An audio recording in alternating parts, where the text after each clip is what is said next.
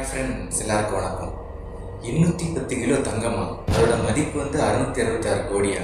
ஆமாங்க, ஆமாம், நீங்கள் கேட்குறதெல்லாம் உண்மைதான். இவ்வளோ மதிக்கத்தக்க தங்கம் வந்து ஒரு தனியார் சரக்கு வாகனம், அதாவது செக்யூர் லாஜிஸ்டிக்ஸுக்கு சொந்தமான சரக்கு வாகனம்னு சொல்லப்படுதுங்க.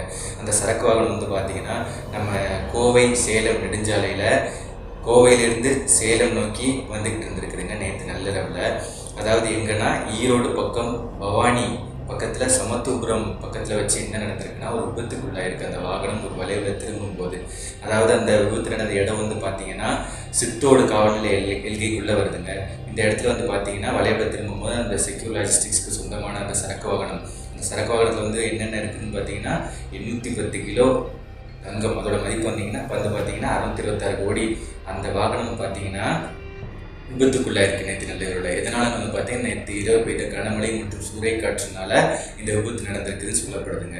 அதாவது அந்த வண்டியை வந்து பார்த்தீங்கன்னா டிரைவர் ஓட்டிகிட்டு வந்திருக்காரு, கூடவே ஒரு பாதுகாவலர் வந்திருக்காரு. அந்த பாதுகாவலரோட பேர் வந்து பால்ராஜ் சொல்லப்படுதுங்க. ஓட்டுநரோட பேர் வந்து பார்த்தீங்கன்னா சசிகுமார். அப்போது அவங்க 2 பேரும் விபத்தில் படுகாயம் அடைஞ்சிருக்காங்க. அதுக்கடுத்து அவங்களுக்கு கொஞ்சம் கான்சியஸ் இருந்ததுனால உடனே எந்திரிச்சு இன்னொரு வண்டியை வர வச்சு அந்த வண்டியில் எல்லாத்தையும் ஷிஃப்ட் பண்ணி இருந்துருக்காங்க.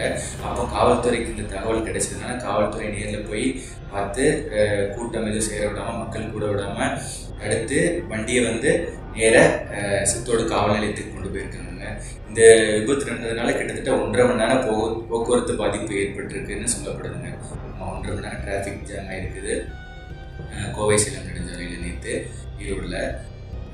அடுத்ததாக இது காவல் நிலையத்துக்கு கொண்டு போனதுக்கப்புறம் வணிக வரித்துறையினர் அதிகாரிகளை வரவழைச்சு டாக்குமெண்ட்ஸ் எல்லாத்தையும் செக் பண்ணியிருக்காங்க. டாக்குமெண்ட்ஸ் எல்லாம் செக் பண்ணதுக்கப்புறம் எல்லாம் கிளியராக இருந்தது, நோ இஷ்யூஸ், இந்த ப்ராப்ளம் இல்லை அப்படின்னு தெரிஞ்சதுக்கப்புறமா வண்டியை வந்து அதாவது ஆயுதம் தாங்கிய போலீஸார், துப்பாக்கி தாங்கிய போலீஸார் 2 பேரை வரவழைச்சு அவங்க பாதுகாப்போட வண்டியை சேலத்துக்கு திருப்பி அனுப்பிச்சி வச்சுருக்காங்க. இது வந்து ஒரு இம்பார்ட்டண்டான நியூஸுங்க. அதாவது எப்போவுமே பொதுவாக பால் வண்டி, அதே போல் தக்காளி ஏட்டு செல்கிற வண்டி, காய்கறி ஏட்டு செல்கிற வண்டி, முட்டை ஏட்டு செல்கிற வண்டிலாம் விபத்துக்குள்ளாமல் போன மக்கள் எல்லாருமே கூடி சேர்ந்து போய் எல்லாத்தையும் அவங்களுக்கு என்ன கிடைக்கிறத எடுத்துகிட்டு போவாங்கங்கிறத நிறைய செய்திகளில் நம்ம பார்த்துருக்கோம். இப்போ நேற்று தங்கத்தை ஏற்றிட்டு, அதாவது 1 kilo, 1 gram, 2 gram, 1 kilo, 2 kilo தாங்க. அதாவது எவ்வளோ 210 கிலோ தங்கம். அதோட மதிப்பு வந்து பார்த்திங்கன்னா கிட்டத்தட்ட 666 கோடிங்க. இவ்வளோ தங்கத்தை கொண்டு போன லாரி கவிழ்ந்தப்போ அது நல்லா சேஃபாக பேக் ஆகிருந்ததுனால தான் அந்த வெளியே சிதறி தங்கம் எதுவும் வேஸ்ட் ஆகாமல் இருந்துச்சுன்னு சொல்லப்படுதுங்க.